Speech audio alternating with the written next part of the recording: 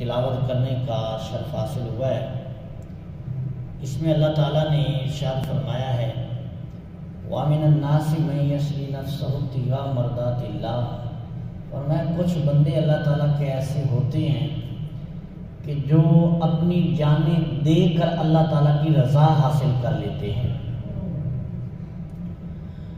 یعنی وہ اپنی جان تو دے دیتے ہیں لیکن اس کے بدلے حاصل کیا ہوتا ہے؟ ان کو فرمایا اللہ ان پر راضی ہو جاتا ہے، اللہ کی رضا حاصل کر لیتے ہیں۔ تو اللہ کی رضا کے لیے جان دے کر جو ہے اللہ کو راضی کرنا، یہ بندوں کی صفت اللہ تعالیٰ نے نیک لوگوں کی صفت کو بیان کیا ہے۔ تو فرمایا کچھ لوگ ایسے ہیں کہ جو جان کا نذرانہ دے کر اللہ کی رضا حاصل کرتے ہیں، تو جو لوگ جان کا نذرانہ دے کر اللہ کی رضا حاصل کرتے ہیں ان میں سر فہرست اگر دیکھا جائے تو وہ حضرت امام حسین ہیں رضی اللہ تعالی عنہ، کہ اپنی جان کا نذرانہ بھی پیش کیا اور اپنے خاندان کے جتنے افراد تھے ان کی جانیں بھی جو پیش کر کے جو ہے وہ اللہ تعالیٰ کی رضا حاصل کر لی۔ اور جب ہم یہ اہم موضوع اور اہم موقع پڑھتے ہیں تو اس میں یہ ہمیں ملتا ہے کہ حضرت امام حسین پاک رضی اللہ تعالیٰ عنہ کے صبر کی جو مثال ہے، علماء اور محدثین نے اس بات کو نقل کیا ہے کہ حضرت امام حسین رضی اللہ تعالیٰ عنہ کے شہزادے جب شہید ہو رہے تھے، آپ کے بھتیجے جب شہید ہو رہے تھے، آپ کے نواسے جب شہید ہو رہے تھے، تو آپ کی زبان پر ایک ہی جملہ تھا، مولا میں تیری رضا پر راضی ہوں، تو بھی راضی ہو جا۔ یہ لمحہ فکریہ ہے ہمارے لیے کہ انہوں نے اس حالات میں جا کر بھی جو ہے اللہ کی رضا کو مد نظر رکھا اور زبان پر شکوے کا لفظ جو ہے وہ نہیں لائے۔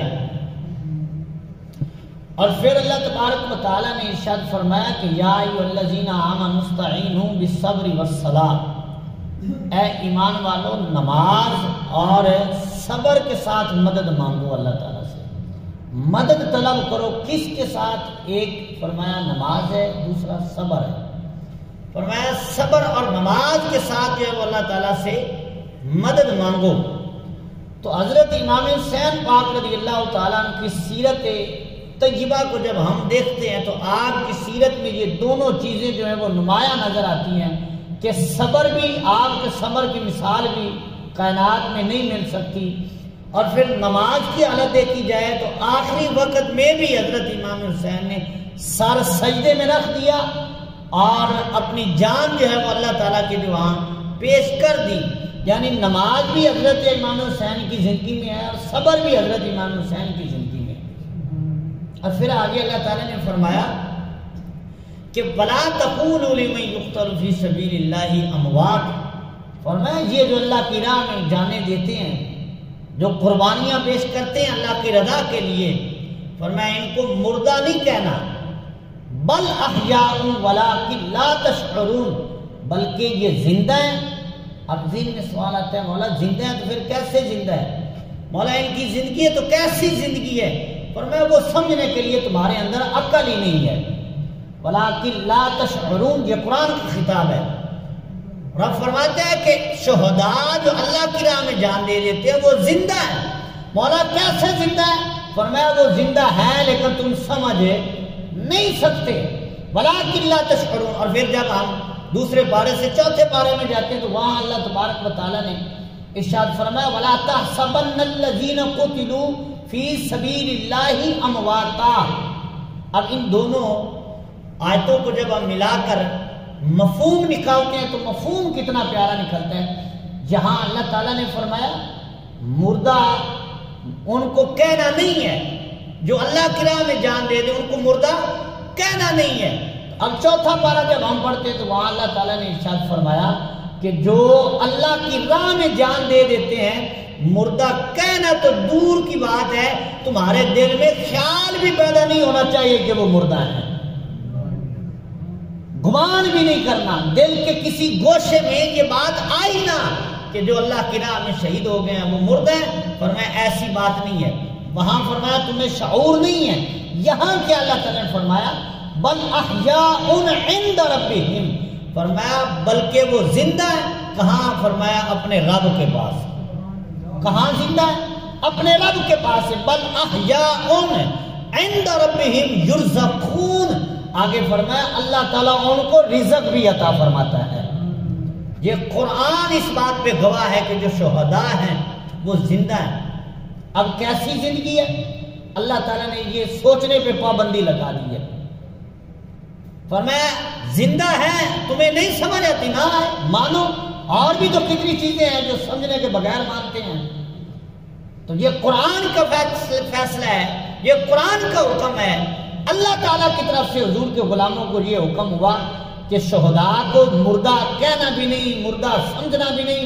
اب وہ زندہ ہے تو کیسے زندہ ہے؟ فرمایا وہ تمہیں سوچنے کی ضرورت نہیں ہے، جو اللہ نے حکم دے دیا وہ ماننا تمہارے لیے ضروری ہے۔ فرمایا وہ زندہ ہے۔ اب پھر زندہ ہے تو اس کی کوئی مثال تو ہوگی، تو فرمایا وہ کربلا میں جا کر دیکھ لو۔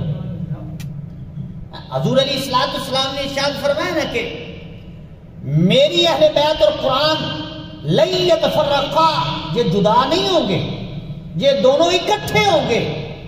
فرمایا ایک قرآن ہے، دوسرا میری آل ہے۔ اب یا رسول اللہ یہ اکٹھے ہیں تو کب تک اکٹھے رہیں گے؟ فرمایا قیامت تک اکٹھے رہیں گے، یہاں تک کہ حوض پر بھی میرے پاس قرآن اور اہل بیت میری آل جو ہے یہ اکٹھے آئیں گے۔ تو یہ قرآن اور اہل بیت کو حضور علیہ السلام نے جوڑا کیوں؟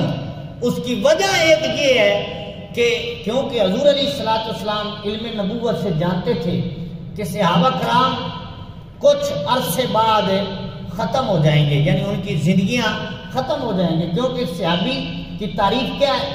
صحابی کی تعریف یہی ہے کہ جس نے ایمان کی حالت میں حضور کی صحبت حاصل کر لی وہ صحابی رسول ہے۔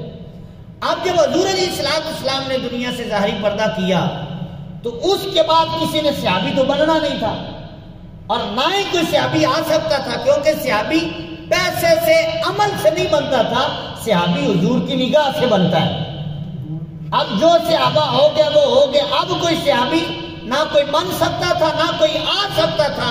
تو اس لیے حضور علیہ السلام نے بتایا کہ کچھ 100 سال کے بعد جو ہے، یعنی 1 صدی کے بعد صحابی میرے ختم ہو جائیں گے اور قیامت تک میری آل میں رہنا ہے۔ تو اس لیے حضور نے فرمایا کہ میری آل اور قرآن اکٹھے ہوں گے، کیونکہ حضور کو پتا تھا کہ صحابہ کرام نے تو ختم ہو جانا ہے۔ تو اس لیے حضور نے فرمایا کہ قرآن اور میری آل یہ اکٹھے رہیں گے، اور پھر فرمایا یہ قیامت کے دن بھی میرے پاس اکٹھے آئیں گے۔ اور پھر دوسرا اس میں نقطہ یہ ہے کہ حضور علیہ السلام نے آل اور قرآن کو اکٹھا کیا، اس کی وجہ کیا ہے؟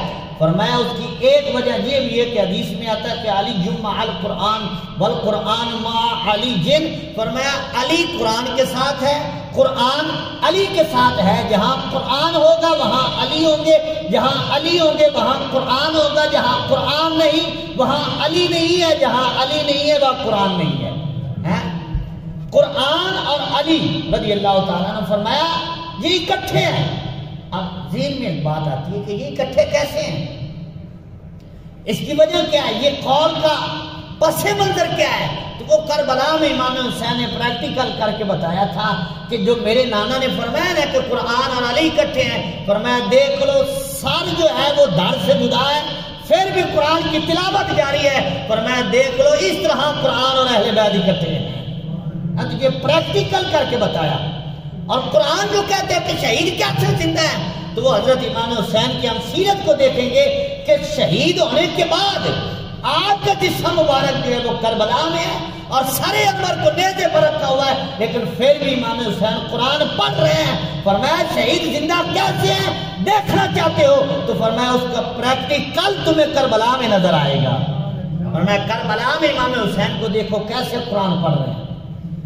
تو حضرات گرامی کو پچھلے 2 جمعہ سے میں یہ بات عرض کر رہا ہوں، میں کوشش کروں گا کہ اس جمعے پر اس موضوع کو جو ہے آخر تک کچھ مختصر سی اہم باتیں میں آپ کو گزار کرنا چاہوں۔ مکہ شریف سے کربلا تک کا سفر حضرت امام حسین رضی اللہ تعالی عنہ نے جو کیا وہ پچھلے جمعہ پر میں نے عرض کیا، اور یہ ساری سفر کی بنیاد جو تھی وہ امن تھا۔ حضرت امام حسین پاک رضی اللہ تعالیٰ عنہ حضور علیہ السلام کی امت میں امن چاہتے تھے، فساد خون ریزی نہیں چاہتے تھے۔ یہ تو یزید تخت کے جو نشے میں اندھا ہو گیا تھا، اس کو اپنے تخت اور اپنی حکومت کی پڑی ہوئی تھی، جس کی وجہ سے یہ سارا کچھ ہوا اور خاندان اہل بیت جو ہے ان کو شہید کیا گیا۔ ورنہ حضرت امام حسین رضی اللہ تعالیٰ عنہ کا نہ کوئی یہ ارادہ تھا، اور نہ ہی آپ اس ارادے سے جو ہے وہ مدینہ شریف سے مکہ شریف آئے، اور نہ ہی مکہ شریف سے کربلا کا سفر جو ہے آپ کا اس ارادے سے تھا۔ آپ تو ان خطوط پر تشریف لائے تھے جو کوفے والوں نے بھیجے تھے، اور کربلا میں جب یزیدی فوج سامنے کھڑی ہے اس میں سارے کوفے والے بھی لوگ موجود ہیں، 22,000 تعداد بتائی جاتی ہے فوج کی، یزیدی فوج کی، اور ادھر 72 تن سامنے کھڑے ہوئے ہیں۔ تو امام حسین رضی اللہ تعالیٰ عنہ نے جب ان سے خطبہ ارشاد کیا تو انہوں نے کہا جی ہم جو ہے وہ ہمارے دل آپ کے ساتھ ہیں لیکن تلواریں ہماری یزید کے ساتھ ہیں۔ تو اب حضرت امام حسین نے اپنے خادم غلام سے فرمایا کہ جاؤ ذرا وہ خطوط والا تھیلا کو لے کر آؤ، تو اس میں 150 سے زیادہ خطوط جو ہیں وہ کوفیوں کے موجود تھے۔ تو حضرت امام حسین نے ایک ایک خط نکال کر پڑھ کے سنایا، فرمایا فلاں یہ تیرا خط نہیں ہے، اب فلاں یہ تیرا خط نہیں ہے، یہ تو نے خط نہیں بھیجا۔ تو یہ حالت تھی ان کی۔ تو حضرت امام حسین کو بلایا گیا، اور پھر کربلا میں حضرت امام حسین رضی اللہ تعالی عنہ کو ظلماً جو ہے وہ شہید کیا گیا۔ اور شمر نے اس وقت جب آپ کا سر سجدے میں تھا اس نے تلوار چلائی، اور سنان بن انس یہ وہ لعین اور مردود شخص تھا کہ جس نے حضرت امام حسین پر نیزے سے وار کیا، اور جس کی وجہ سے حضرت امام حسین پاک رضی اللہ تعالیٰ عنہ گھوڑے سے نیچے تشریف لائے، اور پھر آپ نے سجدے میں سر رکھا، اور اس شمر لعین نے آپ کے گردن مبارک پر جو ہے وہ تلوار سے وار کیا۔ تو حضرات گرامی یہ وہ موقع ہے کہ جو پل صراط سے پر چلنے سے بھی مشکل ہے یہ واقعات یا یہ باتیں عرض کرنی۔ تو اب یہاں میں ایک بات کروں گا کہ اعلیٰ حضرت نے سادات کرام کا ادب کے بارے میں بیان کیا، فرمایا سادات کا ادب بہت زیادہ ضروری ہے۔ آپ سے سوال کیا گیا کہ جب سادات کا سید زادوں کا ادب کرنا ہے تو اب اگر ایک استاد ہے اور اس کے پاس سید زادہ شاگرد کوئی پڑھتا ہے تو اب اس کو اگر اس نے سزا دینی تو پھر وہ کیا کرے؟ اب وہ پڑھتا نہیں ہے یا سبق نہیں یاد کرتا تو اب استاد کیا طریقہ اختیار کرے؟ تو اعلیٰ حضرت نے پتہ کیا جواب دیا، فرمایا اب اگر کوئی قاضی ہے اس کے سامنے سید زادے کو مقدمہ آ جاتا ہے، استاد ہے سامنے شاگرد سید آتا ہے، تو فرمایا سزا کی نیت نہ کرے، فرمایا اگر ایسا موقع آ بھی جائے تو فرمایا نیت یہ کرے کہ یہ سید زادہ ہے اور اس کے کپڑوں پہ مٹی لگ گئی ہے، میں نے اس کو صاف کرنا ہے، سزا کی نیت نہیں کر سکتا۔ اور جہاں ایک واقعہ بھی بڑا دلچسپ واقعہ جو ہے وہ آپ نے نقل کیا، بزرگوں نے بھی اس کو نقل کیا ہے کہ حضور علیہ السلام ایک استاد کے خام میں تشریف لائے، اور ہوا کچھ اس طرح کہ استاد کے پاس سید زادہ پڑھتا تھا، تو انہوں نے سید زادے کو سزا دی اور ہاتھ پر جو ہے وہ ایک سوٹی لگا دی۔ رات کو محبوب کریم علیہ السلام خام میں تشریف لائے، اور خواب میں وہ استاد صاحب کیا دیکھتے کہ سرکار علیہ السلام کے ہاتھ پر پٹی بندھی ہوئی ہے، اللہ اکبر۔ تو جب خواب میں زیارت نصیب ہوئی تو عرض کی یا رسول اللہ علیہ السلام یہ ہاتھ پہ پٹی بندھنے کا کیا مطلب ہے، یہاں کیا ہوا ہے؟ تو سرکار علیہ السلام نے فرمایا یہ بڑا جو ہے نا دل کو منہ لینے والی بات ہے۔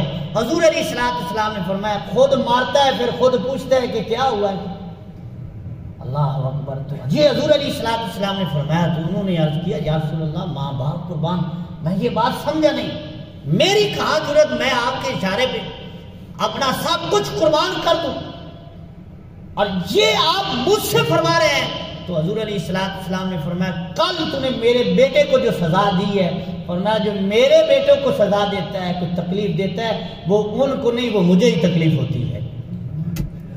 اللہ اکبر. تو یہ بات سامنے رکھ کر آپ کربلا کا جو واقعہ ہے اس کو سامنے رکھ کر اس بات کو سامنے رکھیں, پھر حضور علیہ السلام کے دل پر کیا بیتی ہوگی.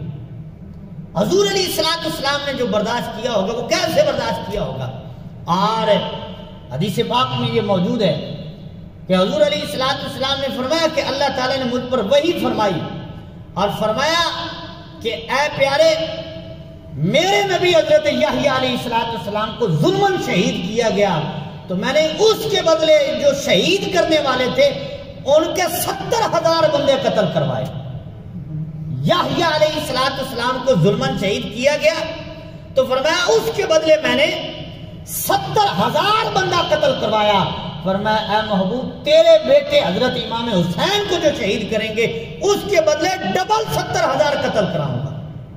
ڈبل 70,000 مطلب 1,40,000 بندہ جو ہے وہ حضرت امام حسین پاک رضی اللہ تعالیٰ عنہ کے شہید کرنے کے بدلے جو ہے وہ یہ یزیدی مارے جائیں گے. تو پھر ایسا ہوا, یزیدیوں کو واصل جہنم کیا گیا.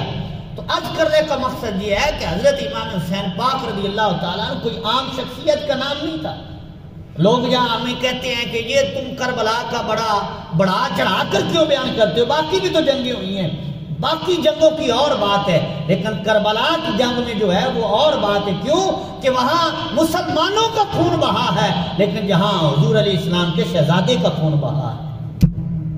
اور روایات میں موجود ہے کہ جب حضرت امام حسین رضی اللہ تعالی عنہ کو شہید کیا گیا, حضرت ام سلمہ رضی اللہ تعالیٰ عنہ فرماتی ہیں کہ گلیوں میں جنوں کو روتے ہوئے سنا گیا. جن رو رہے تھے حضرت امام حسین رضی اللہ تعالیٰ عنہ کی شہادت پر, اور وہ شاعر یعنی کہ شاعر کے اعتبار سے شعر بھی پڑھ رہے تھے اور کہتے ہیں کہ 10 محرم کو جو پتھر اٹھایا جاتا اس پتھر کے نیچے سے خون نکلتا تھا.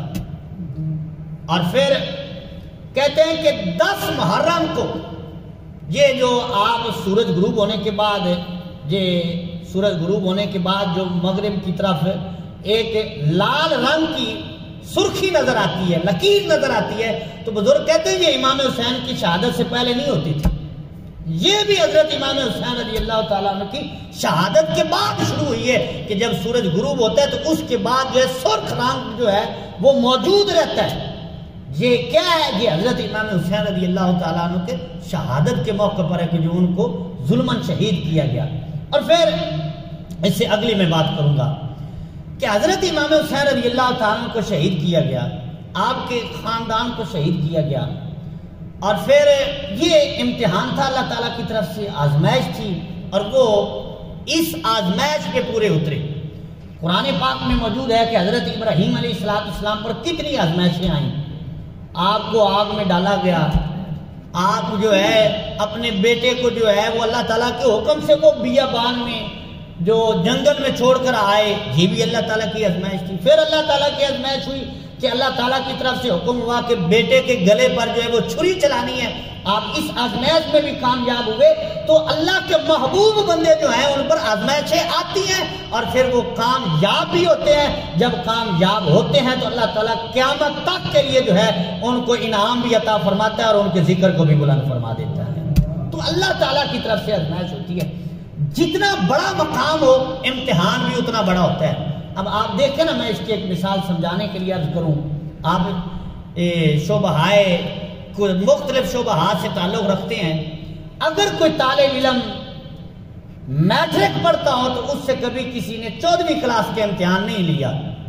اگر ایک طالب علم سکول میں 5ویں کلاس پڑھتا ہے تو اس سے میٹرک کا امتحان نہیں لیا جاتا. جو جس پائے کا ہو اس سے اس پائے کا امتحان لیا جاتا ہے. تو یہ کربلا میں امام حسین سے جو امتحان لیا گیا, یہ حضرت امام حسین کو حضور علیہ السلام نے اس پائے کا تیار کیا تھا اور پھر حضرت امام حسین سے یہ امتحان لیا گیا. اور پھر جس کا جتنا بڑا مقام ہوتا ہے اللہ تعالیٰ امتحان اور آزمائش بھی اتنی بڑی ڈالتا ہے. اب اس کی ایک مثال سمجھیں. حضور علیہ السلام نے بچپن میں دونوں شہزادوں کو یہ گارنٹی اور یہ سند عطا فرما دی کہ الحسن والحسین سیدا شباب اہل الجنہ. اور یہ حدیث اتنی مشہور ہے کہ میں اب ترجمہ نہ بھی کروں نا تو آپ کو پتہ ہے کہ اس حدیث کا معنی کیا ہے. اکثر کو پتہ ہے، کسی ایک آدھ کو نہ پتہ لگے تو وہ علیحدہ بات ہے کہ حضور نے فرمایا کہ حسن و حسین جنتی جوانوں کے سردار ہیں۔ اچھا، اب یہ مقام کب ملا؟ جب آپ بچپن میں تھے۔ حسن و حسین ابھی بچپن میں 4-5 سال کی عمر ہے کہ حضور نے فرمایا یہ جنتی جوانوں کے سردار ہیں۔ صحابہ کرام بڑی بڑی عمر کے موجود ہیں، حضور کے غلام موجود ہیں۔ کسی نے یہ عرض نہیں کیا کہ یا رسول اللہ علیہ السلام ہم آپ کے ساتھ جنگیں کرتے ہیں، جب دین کو قربانی کی ضرورت ہوتی تو ہم اپنی جانیں پیش کرتے ہیں، مال کی ضرورت ہوتی ہے ہم اپنا مال پیش کر دیتے ہیں، سارا مال اٹھا کر آپ کے قدموں میں لا کر رکھ دیتے ہیں، اور جب جنتی جوانوں کا سردار بنایا ہے تو وہ اپنے بیٹوں کو بنا دیا ہے تو اعتراض نہیں کیا۔ لیکن پھر بھی 7 ہجری میں جب حضرت امام حسین اس آزمائش سے گزرے ہیں تو پھر زمانے والوں کو پتا چلا کہ حضور نے جو فرمایا ہے یہ جنتی جوانوں کے سردار ہیں، وہ ایسا ہی نہیں فرما دیا، ان کی آزمائش اور امتحان دیکھو کتنا بڑا ہوا ہے۔ تو یہ امتحان بھی تو حضرت امام حسین ہی دے سکتے ہیں رضی اللہ تعالی عنہ۔ حضرت امام حسین رضی اللہ تعالی عنہ کی شہادت ہوئی۔ آپ کے ایک بیٹے تھے حضرت امام زین العابدین۔ یہ ساری باتیں میں پچھلے 2 جمعوں میں عرض کر چکا ہوں کہ آپ حیات رہے، اس کی وجہ کیا تھی، حضرت امام حسین کے کتنے بیٹے تھے، حضرت امام حسن کے کتنے بیٹے تھے، اور ایک بیٹے حضرت امام حسن کے جن کا نام حسن ہے، حسن مسنہ ان کو کہا جاتا ہے، وہ کربلا میں زندہ رہے، اور ایک بیٹے حضرت امام زین العابدین جن کا اصل نام علی اوسط ہے۔ آپ جو ہے وہ بیمار تھے، اس وجہ سے جو ہے وہ آپ کربلا کے موقع پر جو ہے وہ وہاں سے واپس سے جو کربلا سے وہ اگلا سفر پھر حضرت امام زین العابدین نے کیا۔ اللہ تعالیٰ کی حکمتیں تھیں، ہزارہا اس میں حکمتیں ہیں، لیکن جو بات سمجھ آتی ہے، حضرت امام زین العابدین رضی اللہ تعالیٰ عنہ کربلا کے چشمدید گواہ ہیں۔ حضرت امام حسین، حضرت امام زین العابدین رضی اللہ عنہ، وقت گزرا تو آپ کو زین العابدین پتہ کیوں کہتے ہیں؟ آپ کا نام زین العابدین نہیں ہے، یہ آپ کا لقب ہے۔ آپ کا نام ہے علی اوسط، بڑے بیٹے علی اکبر، درمیانے بیٹے علی اوسط، اور اس سے چھوٹے بیٹے جو تھے ان کا نام علی اصغر تھا۔ تو آپ کا نام علی اوسط ہے، زین العابدین لقب بعد میں پڑا ہے۔ وہ کیسے؟ آپ عبادت اتنی زیادہ کرتے تھے، بلکہ یہاں تک روایات میں آتا ہے کہ آپ اگر چھت پہ عبادت کر رہے ہوتے اتنے آنسو بہاتے کہ آپ کے آنسوؤں سے جو ہے وہ پرنالے سے پانی نیچے آ گرتا، یعنی اتنی زیادہ عبادت کرنے والے تھے، جس وجہ سے آپ کو زین العابدین کہا جانے لگا۔ زین معنی زینت، عابدین عبادت کرنے والوں کی زینت جو ہے وہ حضرت امام حسین کے شہزادے حضرت امام زین العابدین ہیں۔ کربلا کے موقع کے بعد آپ تشریف فرما تھے کہ یہی وہ شخص جس کا میں نے پہلے نام لیا، لعین مردود سنان بن انس، یہ سواری پہ سے گزرا تو حضرت امام زین العابدین نے اس کو دیکھ لیا، فرمایا جاؤ اس کو پکڑ کر ادھر لاؤ۔ پکڑ کر لایا گیا، آپ کے خادم پکڑا اور آپ کے سامنے اس کو پیش کر دیا۔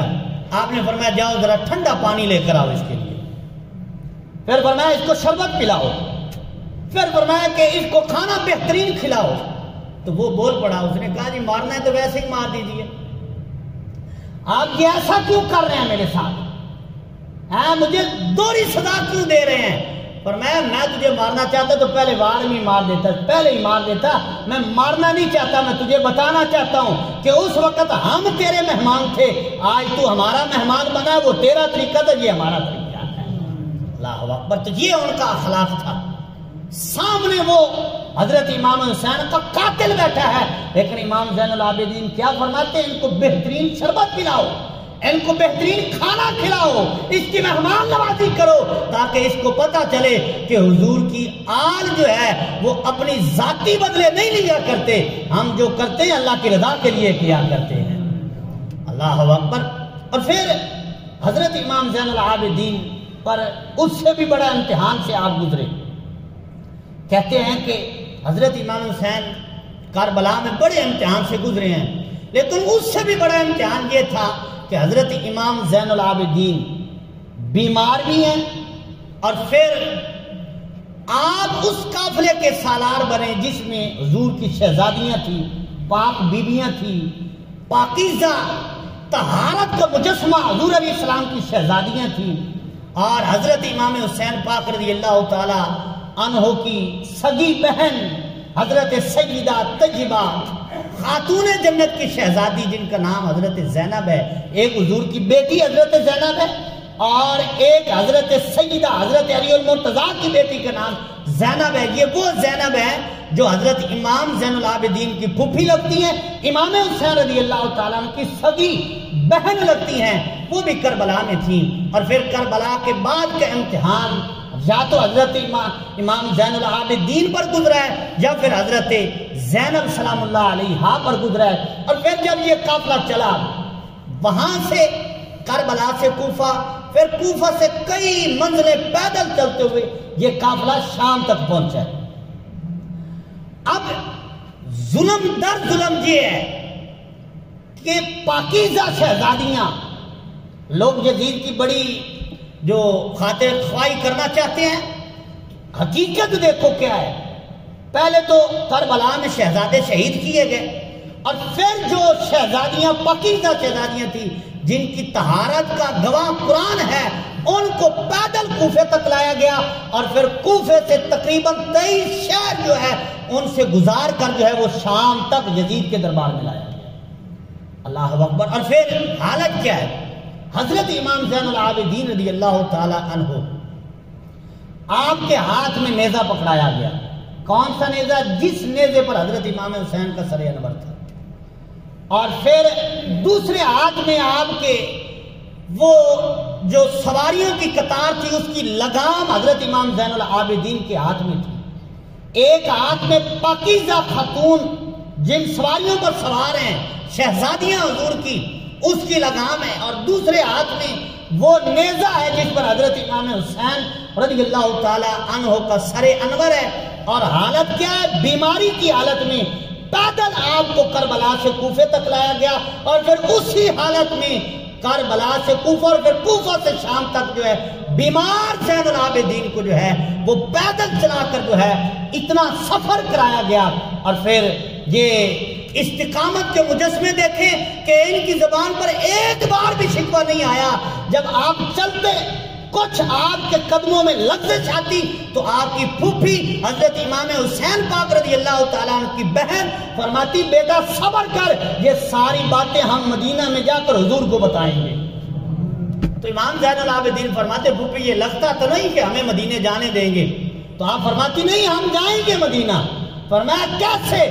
فرمایا وہ اس لیے کہ جب آخری بات اور آخری وہ جو نصیحت اور وصیت میرے بھائی امام حسین نے مجھ سے کی تھی اور مجھے یہ فرمایا تھا کہ اے میری بہن جب مدینے جاؤ تو میرے نانا کو میرا خصوصی سلام بھی عرض کرنا اور یہ ساری باتیں جو ہے وہ میرے نانا کی بارگاہ میں جا کر عرض کر دینا۔ تو فرمایا میرے بھائی امام حسین نے مجھ سے فرمایا ہے اگر ہم نے مدینے نہ ہی جانا ہوتا تو وہ مجھ سے کبھی یہ نہ فرماتے۔ تو فرمایا صبر کر بیٹا، ہم نے صبر کرنا ہے اور اللہ کی رضا پر راضی رہنا ہے اور ساری باتیں جا کر اپنے نانے کو بتائیں گے۔ اللہ اکبر۔ تو یہ حالات تھے۔ اور پھر ایک موقع ایسا بھی آیا کہ یہ جب سفر کر رہے تھے کہ راستے میں رات پڑی، کئی راتیں پڑی، بڑا لمبا طویل سفر کیا کیونکہ ایک وہ راستہ تھا جو عام راستہ تھا، ان کو پتا تھا کہ عام راستے سے جائیں گے تو لوگ جو اہل بیت کے محب ہیں وہ ہم سے جھگڑیں گے، لڑائی ہوگی اور جو ہم نہیں چاہتے وہ ہوگا۔ تو اب یہ مختلف راستے تبدیل کرتے ہوئے شہروں کے قریب سے گزرتے ہوئے سفر کر رہے تھے کہ راستے میں ایک جگہ پر رات پڑی تو انہوں نے کہا کہ اب کھانے کو کچھ پکانا ہے، کوئی شے بنانی ہے تو کیا کریں؟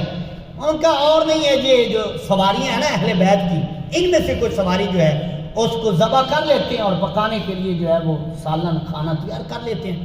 تو ایک سواری کو انہوں نے ذبح کیا، پکایا، جب کھانا پک گیا، سالن تیار ہو گیا تو جس کے سامنے سالن رکھا جاتا اس میں بدبو پیدا ہو جاتی، کھانے کے قابل ہی نہ رہتا۔ تو اب وہ جو ان کا سالار تھا، وہ جو شمر یا دیگر جو کھولی وغیرہ جو تھے، انہوں نے حضرت امام زین العابدین سے کہا کہ جب یہ سواری بیمار تھی تو پھر اس کو آپ نے ہمیں بتایا کیوں نہیں کہ یہ بیمار ہے، ہم اس کو ذبح ہی نہ کرتے؟ فرمایا ہماری سواری تو کوئی بیمار نہیں تھی، ہماری کوئی سواری بیمار نہیں تھی۔ تو انہوں نے کہا پھر یہ کھانے کو ہوا کیا ہے؟ اور میں یہ بتاؤ تم نے کون سی سواری ذبح کی ہے؟ تو انہوں نے کہا وہ جو 5ویں 6 نمبر پر جو سواری تھی ہم نے اس اونٹ کو ذبح کیا ہے۔ فرمایا یہ وہ اونٹ ہے جس پر میرے بھائی حضرت علی اکبر سواری کر کے آئے تھے۔ فرمایا جس پر میرا بھائی علی اکبر بیٹھ کر یہاں کربلا میں پہنچا ہے اس سواری کو تم نے ذبح کیا ہے۔ تو اللہ نے چاہا ہی نہیں کہ جس سواری پر میرے بھائی کا جسم لگ گیا ہے کہ تم اس کو کھا سکو، اس لیے بدبو پیدا ہو گئی ہے۔ تو انہوں نے کہا تم ایسی باتیں کرنے سے کیوں نہیں باز آتے؟ فرمایا جب تم حق پوچھو گے تو میں بتاؤں گا تو ضرور نہ۔ فرمایا حق تو ہم نہیں نہ چھپا سکتے۔ تو حضرات گرامی پھر اگلا سفر جب شروع ہوتا ہے تو جب یہ کوفہ میں پہنچے اس سے پہلے ایک اور واقعہ پیش آیا۔ ایک عیسائی راہب وہ اپنے معبد خانے میں جہاں وہ ان کی خاص جگہ ہوتی وہاں عبادت کیا کرتا تھا، تو انہوں نے کہا کہ یار کسی شہر میں پناہ لیں گے تو لوگ جو ہے وہ دیکھ لیں گے اور حضرت امام حسین کو پہچان جائیں گے، تو لہذا ہمیں نا یہاں یہ عیسائی ہے اس کو کیا ہے کہ یہ کون ہے کس سے، اس کا تو ہمارے ساتھ تعلق ہی کوئی نہیں، ہمارے دین مذہب سے کوئی تعلق نہیں ہے، تو لہذا ہم یہاں پناہ لے لیتے ہیں۔ تو وہ اس معبد خانے میں چلے گئے، وہاں جا کر انہوں نے جو ہے وہ اپنا پڑاؤ ڈالا، رکے۔ آدھی رات کو وہ عیسائی راہب اٹھا عبادت کرنے کے لیے، تو اس نے دیکھا کہ اس کا معبد خانہ نور علی نور ہے، اور اس کے عبادت خانے میں نور ہی نور برس رہا ہے۔ تو وہ حیران ہو گیا کہ میں پہلے بھی تو عبادت کرتا رہا ہوں، یہ کوئی آج پہلی بار تو میں یہاں نہیں آیا، یہاں آج بڑا نور چمک رہا ہے۔ خیر تو ہے، اس نے ادھر ادھر دیکھا کہ ایک دیوار کے ساتھ ایک نیزہ لگا ہوا ہے اور اس کے اوپر ایک سر ہے، اور اس سر سے جو ہے اس کا سارا معبد خانہ جو ہے وہ نور علی نور ہو چکا ہے۔ تو اس نے وہ لوگوں کو اٹھایا، جو پہرے دار تھا اس کو پوچھا کہ یہ کیا ماجرا ہے، یہ کون ہے، یہ سر کس کا ہے؟ اس نے کہا تو اپنی عبادت کر، تجھے کیا لینا دینا ہم سے؟ اس نے کہا نہیں یار بتا تو صحیح، یہ ماحول میں نے پہلے اپنی عبادت خانے میں کبھی نہیں دیکھا۔ تو اب وہ بولا کہ معاذ اللہ، اس نے جو الفاظ کہے میں وہ دہرانا نہیں چاہتا، اس نے کہا یہ حسین کا سر ہے۔ اس نے کہا وہی جو تمہارے نبی کا بیٹا ہے؟ اس نے کہا ہاں وہی ہے۔ تو فرمایا اس کو شہید کر دیا۔ تو وہ جو پہرے دار تھا اس نے کہا تجھے اس سے کیا لینا دینا ہے؟ اس نے کہا ایسا کر، اس سر کو جو ہے وہ مجھے دے دے۔ اس نے کہا تو جو ہے اس کو جو رات کو غائب کر دے گا، کیونکہ تو کلمہ ہی نہیں پڑھتا، ہو سکتا تو ہماری مخالفت میں ہو۔ تو اس نے کہا نہیں ایسا ہے، 80,000 درہم یہ اس وقت میرے پاس موجود ہیں، وہ میں تجھے دیتا ہوں، یہ سر انور مجھے دے دے۔ اس نے اپنا وہ جو شمر تھا اس کو جا کر جگایا۔ اس نے کہا دنیا کے لیے تو ہم لڑے مرے ہیں، دنیا کے لیے تو ہم نے آخرت برباد کی ہے، یہ 80,000 دے رہا ہے، بعد میں انعام وہاں سے جا کر ملے گا، یہ نہ لے لے۔ اللہ اکبر۔ اس نے کہا ٹھیک ہے، انعام ملتا ہے تو لے لو، اگر 80,000 درہم یہ دے رہا ہے اور آدھی رات گزر گئی، بات کی آدھی رات ہے، اس کو سر انور دے دو، حضرت امام حسین کا ساری مانگ رہا ہے نا تو دے دو۔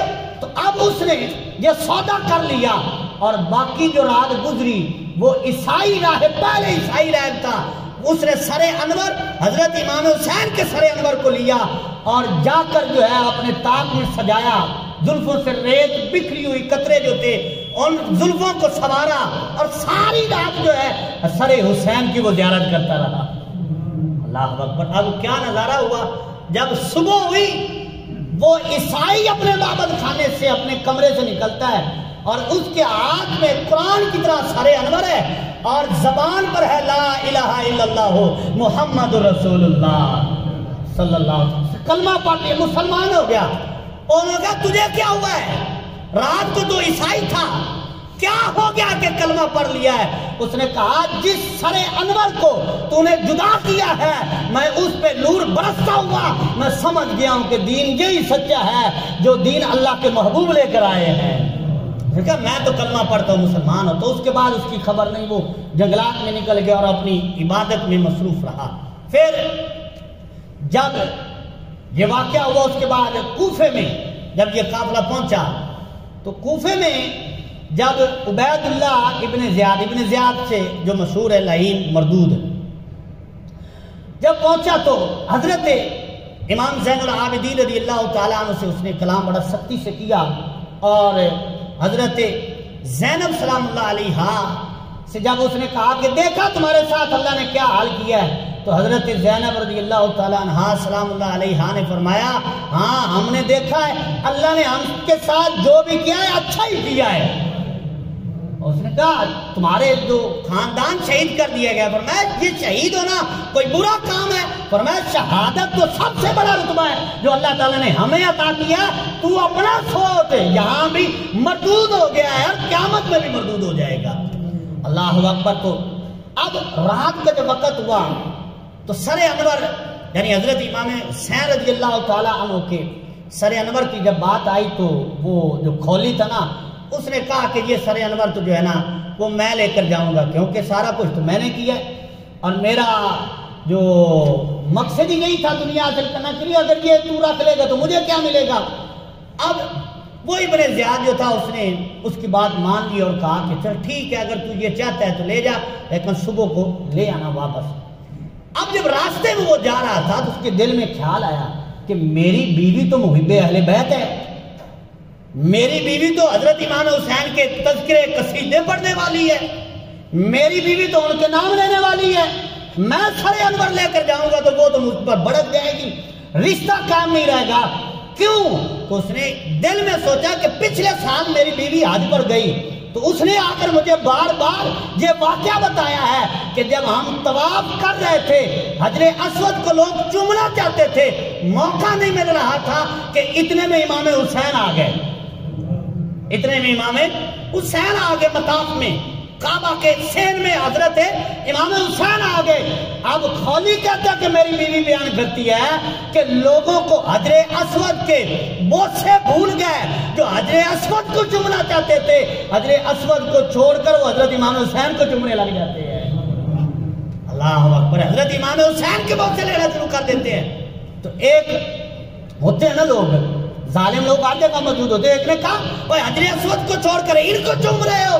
پھر عاشق بھی تھے، انہوں نے کہا تجھے پتہ ہے حجر اسود کو حضور نے 1-2 بار چوما ہوگا، لیکن ان کو امام حسین کو رضی اللہ تعالیٰ کو حضور نے 6 سال میں 1-2 بار نہیں بار بار چوما ہے، اور پھر چوما بھی ہے سنجا بھی ہے۔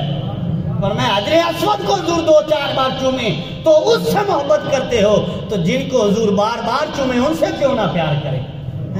تو کہا میری بیوی تو محب اہل بیت ہے، معاملہ خراب ہو جائے گا۔ سر انور کو لے کر جا کر وہ ظالم جو ہے اس نے تندوری میں جا کر رکھ دیا، علیہ باللہ تعالی۔ اب جب رات کے پچھلے پہر میں وہ بیوی تہجد گزار تھی، اس نے دیکھا کہ ماحول گھر کا بدلا ہوا ہے، ادھر ادھر دیکھا تو اس کو تندوری میں نور نظر آیا، اس نے جب اٹھایا تو دھڑام بے ہوش ہو کر زمین پر گری۔ اس نے کہا یہ اس نے کیا کر دیا؟ یہ تو کیا تھا وزیر بن کر، یہ اہل بیت کے شہزادے حضرت امام حسین کا سر انور لے کر آ گیا۔ تو اس نے جا کر اس کو لات ماری، اس نے کہا اور تو کیا کر کے آ گیا؟ اس نے کہا کیا ہوا؟ انہوں نے معاذ اللہ وہ اس نے کہا کہ بغاوت کیا حکومت سے، جب لڑے تو ان کو جو ہے وہ شہید کر دیا گیا، قتل کر دیا گیا۔ تو اب ساری رات اس کی بیوی جو ہے حضرت امام حسین کے سر انور کو سوارتی رہی۔ صبح ہوئی تو اس نے کہا آج کے بعد تیرا میرا رشتہ کوئی نہیں ہے۔ تو آگے سے وہ مسئلہ سمجھانے لگا کہ نہیں طلاق تو مرد دے تو پھر ہوتی ہے، بیوی کے کہنے سے کیا ہوتی ہے؟ تو فرمایا اب وہ بھی سمجھدار تھی، اس نے کہا مجھے سارے مسئلے پتا ہے، جو حضور علیہ السلام کی آل کے خون سے ہاتھ دھو کر آئے پھر بھی تو مسلمانی کے دعوے کرتا ہے، اب بھی تو مجھے مسئلے بتا رہا ہے۔ فرمایا آج کے بعد تیرا مجھ سے کوئی تعلق نہیں، نہ تو میرا کچھ لگتا ہے نہ میں تیری کچھ لگتی ہوں۔ اس کا گھر چھوڑا اور گھر سے اس نے جو ہے دخل اندازی کی اور گھر چھوڑ کر جو ہے وہ گھر سے نکل گئی۔ تو اس طرح حضرت امام حسین رضی اللہ تعالیٰ عنہ کے جو محب تھے وہ آپ کی ذات پر قربانیاں دیتے رہے، اور جو لعین مردود تھے جن کی مقدر میں قسمت میں لعنت تھی تو وہ لعنت کے حقدار بنتے رہے۔ تو حضرات گرامی ایک اور بڑی اہم چیز ہے، حضرت امام حسین رضی اللہ تعالیٰ عنہ کے سر انور کا قرآن کی تلاوت کرنا،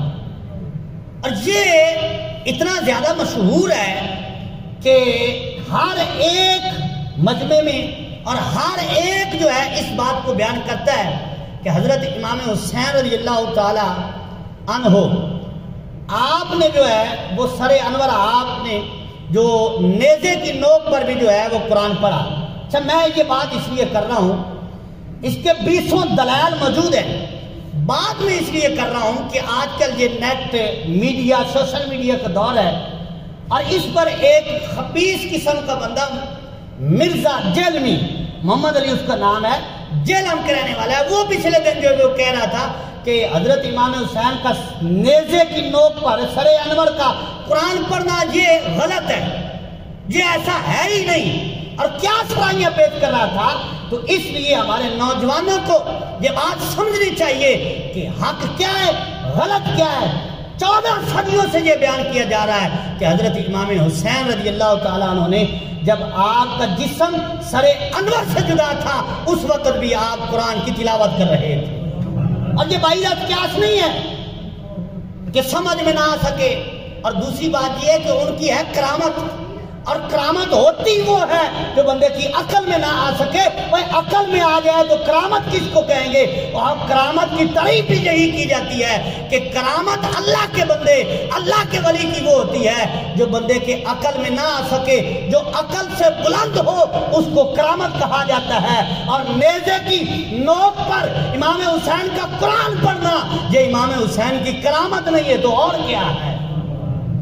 یہ آپ کی کرامت ہے. اور پھر اس کے بارے میں ایک روایت بھی موجود ہے کہ حضرت منہال بن عمر رضی اللہ تعالیٰ عنہ آپ فرماتے ہیں کہ حضرت امام حسین رضی اللہ تعالیٰ عنہ کے سر کو نیزے کے اوپر جب دمشق کی گلیوں میں لے کر جایا جا رہا تھا، یعنی شام کی گلیوں میں، تو آپ فرماتے ہیں میں نے اپنی آنکھوں سے یہ دیکھا کہ آپ کے سامنے ایک بندہ قرآن پڑھ رہا تھا اور قرآن کی آیت پڑھ رہا تھا.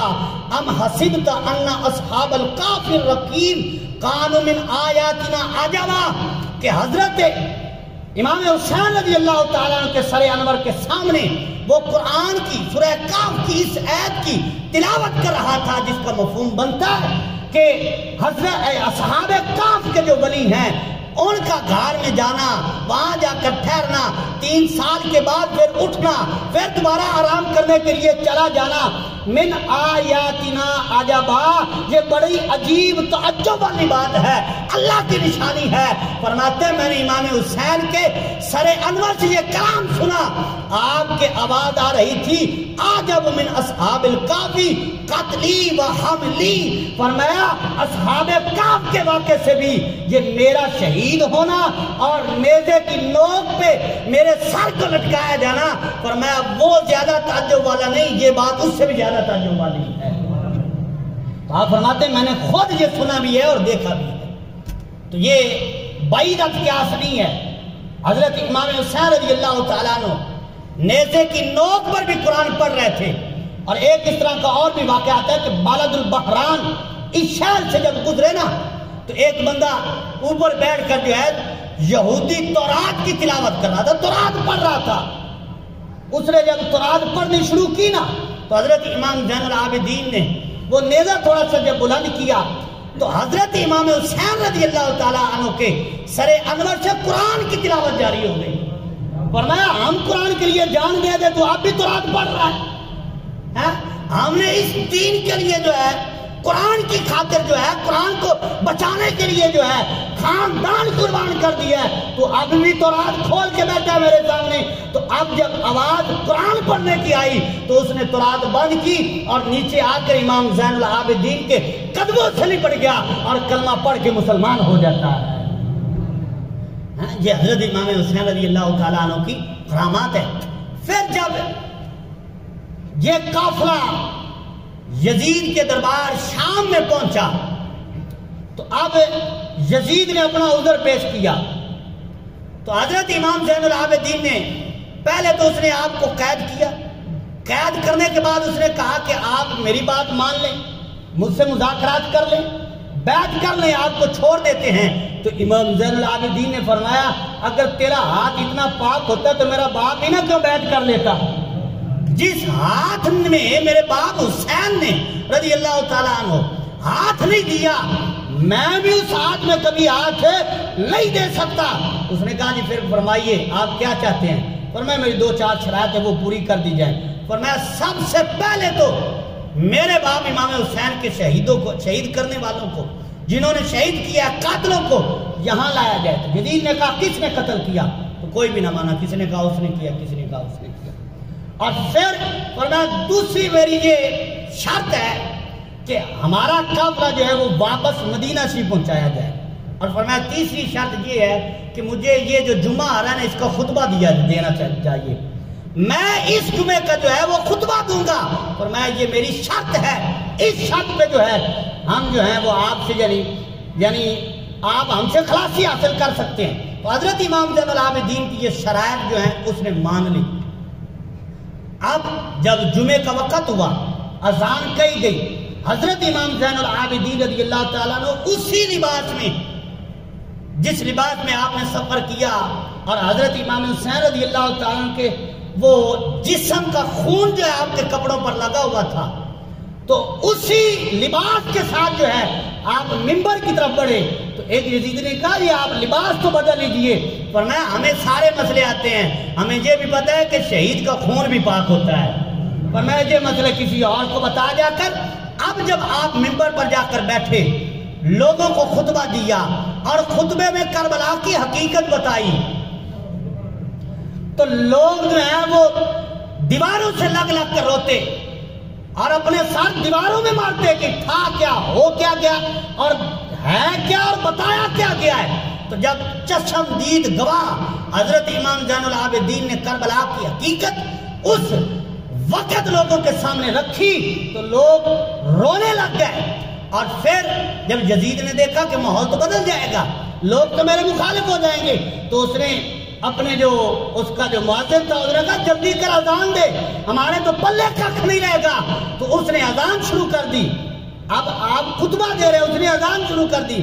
آپ خاموش ہو گئے. جب مؤذن کہہ رہا ہے اللہ اکبر اللہ اکبر اللہ اکبر اللہ اکبر، تو اس وقت حضرت امام زین العابدین منبر پر بیٹھ کر فرمایا، جب مؤذن نے کہا نا اشہد ان لا الہ الا اللہ، آپ نے فرمایا ہاں ہم نے اپنا خون دے کر اس بات کی گواہی دی ہے کہ اللہ ایک ہے، اس کے علاوہ کوئی معبود نہیں ہے.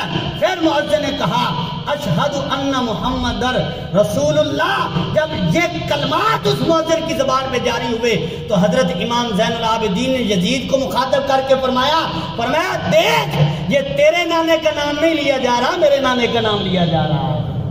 فرمایا آج بھی ہمارے نانے کا نام لیا جا رہا ہے اور قیامت تک منبر پر بھی ہمارا ہی نام پکارا جائے گا اور مؤذن بھی ہمارا ہی نام پکارے گا. فرمایا نام ہمارا ہی باقی رہے گا. تو اب نماز ہوئی. اس کے بعد جو ہے حضرت امام زین العابدین کی صلح کے مطابق جو ہے یہ مختصر سا قافلہ جو 40 سواریوں پہ مدینہ شریف سے نکلا تھا، حضرت نعمان بن بشیر رضی اللہ تعالیٰ، یہ صحابی رسول ہے، کوفے کے جو پہلے گورنر تھے، جس نے یزید کی بات نہیں مانی اور کوفے کی گورنری سے ہٹا دیا گیا. آپ نے یہ کہا کہ ان کے سپورٹ ہمارا قافلہ کیا جائے اور ہمیں مدینہ شریف پہنچایا جائے. تو آپ کے کہنے پر حضرت نعمان بن بشیر رضی اللہ تعالیٰ عنہ اس اہل بیت پاکیزہ خاتون اور حضرت امام زین العابدین کی سپردگی میں وہ قافلہ جو وہاں سے پھر دوبارہ شام سے چلا اور پھر دوبارہ مدینہ شریف جب پہنچا تو یہ طویل قافلہ جب بالکل مختصر حالت میں مدینہ پہنچا ہوگا واپس، تو مدینہ والوں کا کیا حال بنا ہوگا یہ اللہ اور اللہ کا رسول بہتر جانتا ہے کہ جس سواری میں امام حسین سوار ہو کر گئے تھے وہ بھی خالی ہے، علی اکبر سوار ہو کر گئے تھے، علی اصغر سوار ہو کر گئے تھے، دیگر شہزادگان رسول سوار ہو کر گئے تھے، وہ سواریاں خالی آ رہی ہیں. ایک ہی شہزادہ حضرت امام زین العابدین جب واپس آیا تو مدینہ شریف والوں کا نہ جانے کیا حال ہوگا، اللہ رسول بہتر جانتا ہے. تو حضرات یہ وہ باتیں ہیں جو ہمارے لیے سمجھنا ضروری ہیں، اور ہم جھوٹے واقعات سن کر جو ہماری جو ہے وہ حالات خراب ہو گئے تو بچنا چاہیے اور حقیقت پسند ہونا چاہیے. اور پھر یہ حضرت امام حسین رضی اللہ تعالیٰ عنہ کے سر انور کے ساتھ دیگر شہزادگان جو 14 شہزادے تھے ان کے بھی سر انور جو ہیں وہ شام تک لائے گئے، اور شام کے یہ دربار جو قریب تھا اسی میں وہ سر انور جو ہیں ان کو دفن کیا گیا. اور یہ قافلہ جب واپس پلٹتا ہے تو کربلا سے گزرا تو حضرت امام زین العابدین کے کہنے پر دیگر لوگ جو ساتھ وہاں محبین شامل ہوئے انہوں نے پھر یہ کربلا میں اس وقت تک کسی نے کربلا کے جو شہزادے تھے ان کو جو ہے وہ قبر میں بھی دفن نہیں کیا تھا. واپس پلٹے تو پھر خود ہی حکم دے کر جو ہے وہ مزارات بنائے گئے اور قبریں علیحدہ علیحدہ بنائی گئی اور پھر ان کو دفن کیا گیا. اللہ تعالیٰ سے دعا ہے کہ اللہ تعالیٰ ہماری یہ مختصر سی کوشش جو ہم نے عرض کیا ہے اللہ تعالیٰ قبول فرمائے اور اللہ تعالیٰ حضور کے شہزادوں کے ذریعے ہماری نجات فرمائے. آمین. وما علیہ الا البلاغ.